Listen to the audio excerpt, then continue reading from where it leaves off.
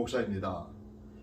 저는 그동안 건 7년이나 되죠. 7년 차 이제 여기 태평양 법률협회에 한국어부를 담당하고 있는데 처음에는 상당히 힘들었습니다. 왜냐하면 이 PJI Pacific Justice Institute란 태평양 법률협회라는 그 성격과 그 내용들을 잘 몰랐기 때문에 많은 분들이 좀 거부하는 그런 모임이 있었고, 또 이것이 여기에 대한 지식이 부족하니까, 정보가 부족하니까 많은 분들이 대화하는데 좀 꺼려하는 모습을 봤습니다. 하지만 이제 7년차 지나면서 많은 분들이, 적어도 남가주에서는 저희 협회가 어떤 일을 하는지 많은 분들이 아시고, 또 목사님들도 그동안 많이 만나서 말씀을 나누었기 때문에 이 사역에 대한 중요성을 알고 계십니다. 그래서 저희 협회는 non-profit이죠. 비영리 단체, 비영리 크리스천 단체로서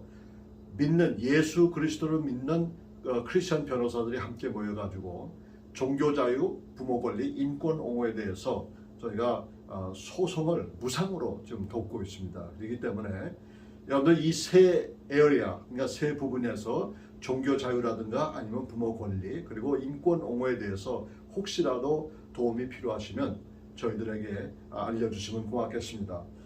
저희들 연락처 정보는 나중에 마지막 시간에 이렇게 띄워드릴 테니까 그때 좀 적어 놓으시면 참 좋겠습니다. 오늘은 의사 보조 자살을 합법화한 그런 네바다주의 그 얘기를 여러분들과 함께 나누기를 원합니다. 여러분들 혹시 닥터 커버켄이라고 들어봤는지 모르겠습니다. 이분은 1928년생인데 2011년도 돌아가셨습니다. 근데 그는 병리학자라고 그러죠. 패톨로지스트라고 이렇게 얘기하며 안락사, 유토네시아의 제안자였습니다. 그래서 불치병을 앓는 사람에게 삶을 끌을 권리가 있다고 주장한 이런 사람이에요. 근데 그 나름대로 이렇게 이제 병리학을 연구하다 보니까 사실상 불치병을 앓고 계신 분들에 대해서 참 그들의 고통을 좀 덜 해주기 위해서 주사를 투약하는 가운데서 생명을 끊는 그런 일들이 있었습니다. 또 그런 일을 이제 주관하고 있었고, 그래서 결국은 나중에 이제 여러분들 인터넷에서 찾아보면은 닥터 커보키안 박사가 어떤 일을 했는지를 여러분들께서 아실 수가 있겠습니다. 그래서 적어도 130여 명의 불치병을 앓는 사람을 의사 보조 자살을 시행한 사람으로 알려져 있습니다. 자, 캐보키안 박사들의 후예들이 이제 나타났는데 최근에 있었던 일입니다. 최근에 있었는데 네바다주의 의사 보조 자살 법안을 통과시키려고 한 그런 일이 있었습니다. 근데 본 협회가 네바다 주민들을 도와 주정부의 법안을 완전히 무효화시켜 버렸습니다. 그래서 이 캐보키안 박사에 타계했지만은 그 후예들이 그 일을 계속해서 지금 각 주 정부마다 이렇게 이걸 통해서 이런 일을 감당하고 이런 일을 추진하기 위해서 법안을 만들고 있습니다. 그래서 이번 소송이 왜 이렇게 중요한가? 이번 소송에 우리가 승소했기 때문에 이제 기타 다른 주에서 이런 소송으로 된 내용들을 살펴보게 되면요, 얼마든지 그 주에서 이 네바다 주에 있었던 이 케이스를 기초로 해가지고 자신들이 변호의 밑바탕이 되기 때문에 이번 승소가 상당히 중요한 것이라고 이렇게 생각이 되어집니다. 그래서 이런 것 때문에 우리가 지금 하고 있는 가운데 있는데, 참 암 환자가 얼마나 힘든가 이걸 봅니다. 자, 제가 개인적인 얘기를 좀 하고 싶은데, 저 개인적으로 저희 장인어른이 혀암으로 돌아가셨습니다. 근데 혀암이라고 가만히 생각했을 때 저는 혀암이 있는지도 몰랐어요. 근데 혀암을 보니까 적어도 우리가 가지고 있는 코로 있잖아요. 코로 사이즈, 동전 사이즈의 그것이 혀 안쪽에 있었어요. 그래서 만약에 살기를 원하면은 그 혀를 이렇게 잘라내는, 그렇게 되면 이제 살 수 있다 이렇게 됐는데, 사실 장인어른께서 그걸 원치 않으셔가지고 그냥 키모나 방사선으로 치료하려고 했지만 결국은 모두가 하지 못하시고 어느 정도 지나시다가 이제 천국에 가셨습니다. 자, 이 암 환자를 간호하는 경험이 없는 분들은 이걸 정말 이해를 못합니다. 얼마나 그 힘든지를 몰라요. 그래서 이 고통이라는 건 죽기보다 더 힘든 겁니다. 그래가지고 기독교회는 이 내용에 대해서 별로 큰 문제를 삼지가 않아요. 왜냐하면 저 사람이 저렇게 고통을 받는데 고통 없이 죽게 하는 것도 이게 다 합당한 것이 아니냐 이렇게 이야기하기 때문에 그래요. 그런데 이것과 관련해서 뭐가 또 생겼냐면 마리화나가 합법된 이유를 찾아보면은 이제 이 고통을 돕기 위해서 마리화나가 합법화됐는데 여기 보면 암 환자나 불치병을 앓고 있는 사람들이 통증과 병 때문에 약을 많이 복용합니다. 근데 특별히 이 어린아이들도 암이 걸렸는데 이 어린아이 암 걸린 애들이 그 고통을 막기 위해서 정말 한 주먹 이상의 그 약을 매일 삼켜야 되는데 그 고통은 이루 말할 수가 없는 거예요. 그런데 어떻게 보면 대마초 한 대를 피움으로 그 통증을 막을 수 있다는 그 임상조사가 나왔습니다.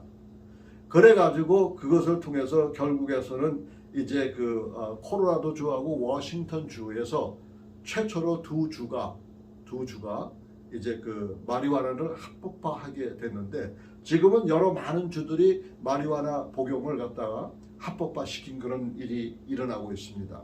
자, 그러면은 아직도 저 문자적으로 법안이 어떻게 정해져 있냐면 이 사실상 학교와 교회 그리고 놀이터 아이들 놀이터에는 마리화나 상점을 세울 수가 없습니다. 다시 말해서 아이들과 관련해서는 마리화나가 아무리 합법적이라도 집 주위에서 이렇게 할 수가 없다는 얘기가 됩니다. 그래서 이제 그 어느 저 북가주에서 있었던 일인데 북가주의 어느 한 시에서 이 일에 문제가 생겼는데 그 시의회 역사상 가장 많이 그 시 주민들이 참석했습니다. 시의회에. 그래서 이구동성으로 주민의 목소리로 마리화나 상점을 다른 곳으로 이주시킨 그런 일이 발생했습니다. 근데 주법, 캘리포니아 주법으로 말한다면 마리화나 상점은 아이들이 있는 곳 여기서 적어도 600피트 이상 떨어져야 됩니다. 이게 법이에요.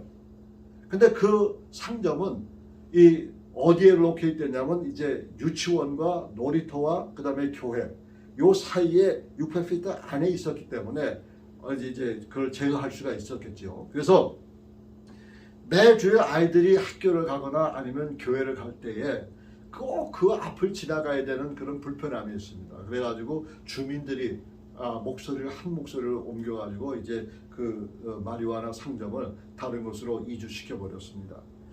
이런 상황 가운데서 다시 돌아간다면 생명을 끊는 일은 우리 기독교에서는 절대 할 수가 없습니다.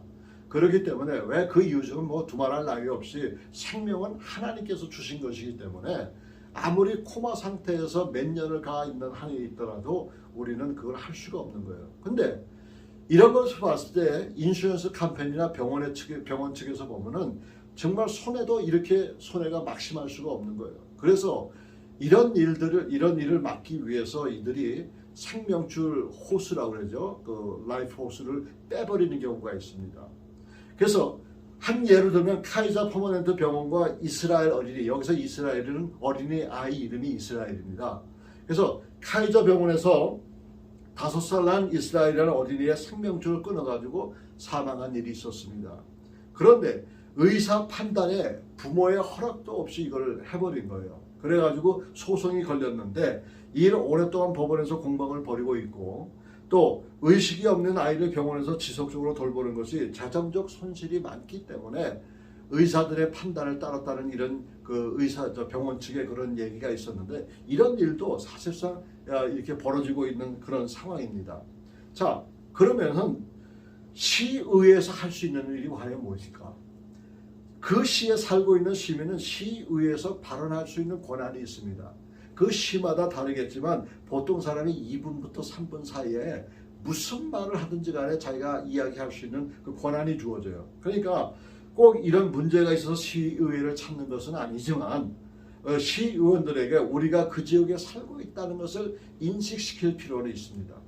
그렇기 때문에 어떤 문제가 있어서 시의회에 참석하는 게 아니라 시의회에서 간단히 이렇게 얘기할 수가 있습니다. 내 이름은 누구누구이고 나는 이곳에 살면서 나는 이곳에 교회가 있는데 그 교회에 출석하고 살아갑니다. 그리고서 여러분들의 수고가 노고에 감사를 드립니다. 이 말 한마디 해도 이분들의 생각 속에서는 우리 지역에 크리스찬 교회가 있고 성도들이 있고 신앙인들이 있다는 것을 이게 알게 모르게 이렇게 입력이 됩니다. 그러면 이분들이 그런 일이 많으면 많을수록 이분들이 자신의 마음대로 무슨 법안을 만들 수가 없어요. 왜냐하면 윤리 도덕적으로 만약에 어긋나는 일이 있으면 이분들이 당신들을 찾아오게 되잖아요. 그래서 폴리티션, 정치인들이 가장 무서워하는 것이 그 지역의 주민들입니다. 주민들이 만약에 동의하지 않으면 선출될 수가 없기 때문에 이건 너무나도 당연한 얘기죠. 그래서 세리토스 선교교회가 시의회에 소방서 보안관을 관습을 찾아가는 일도 바로 그런 얘기예요. 그건 뭐냐면 여러분 지역교회에 계신 분들 말입니다. 여러분들께서 그 소방서나 경찰서 아니면 셰리프 오피스에 특별한 날에는 꼭 좀 찾아가 주시기 바랍니다. 그 이유 중에 하나가 이 지역에서 그들의 물론 많은 사람들이 경찰관에 대한 그 반감과 소방관에 대한 반감도 있지만은 사실상 그분들이 우리의 재산과 생명을 보호하고 있잖아요. 그렇기 때문에 예를 들면 추수감사절이나 크리스마스 때나 부활절이나 이런 때에 간단한 로컬의 베이커리에 가서 이 샌드위치 걸 오더해가지고 그런 걸 갖다 주면서 선물을 줄 수도 있고 그런 거는 얼마든지 이게 용납이 됩니다. 이건 브라이브가 아니야. 이거는 뇌물이 아닙니다. 그분들의 수고에 우리가 음식을 갖다 주기 때문에 그건 사랑의 표현을 하는 거예요. 그래서 제가 지금 세리토스 선교교회에서 이제 부목사 일을 하고 있지만은 우리 이 교회에서는 늘 할러데이 때마다 명절 때마다 인근에 있는 그 베이커리에 가서 샌드위치를 오더해가지고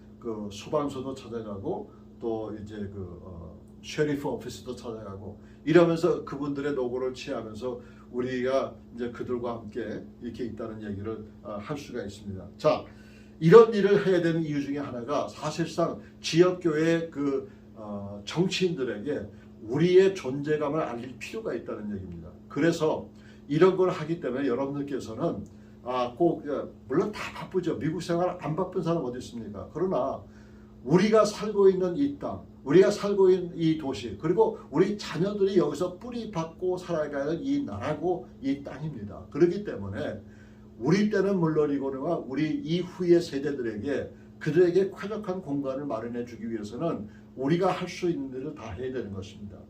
이민 역사를 봤을 때에 우리는 이미 벌써 이 세대가 1.5세 세대를 만약에 예를 들어서 말한다면 1.5세 세대가 이미 다 이제는 고령의 나이에 와 있습니다. 그렇기 때문에 영어 한글에 문제가 없는 거예요. 또 내가 영어에 문제가 있다고 그러면 얼마든지 영어 잘하는 사람을 대동해서 나의 의견을 시나 시정부나 카운티 정부에 얼마든지 요구할 수 있고 특별히 정치인들 LA나 이제 여기 오렌지 카운티에 우리 한인 정치인들이 두 명이나 연방 정부에 있지 않습니까? 그분들에게 여러분들의 그 얘기를 꼭 전해야 됩니다. 그렇게 되면은 그분들이 이제 연방 정부 차원에서 우리들의 의견을 대변할 수가 있는 것입니다.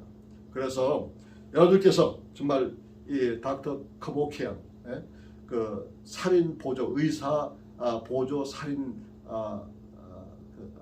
아니죠.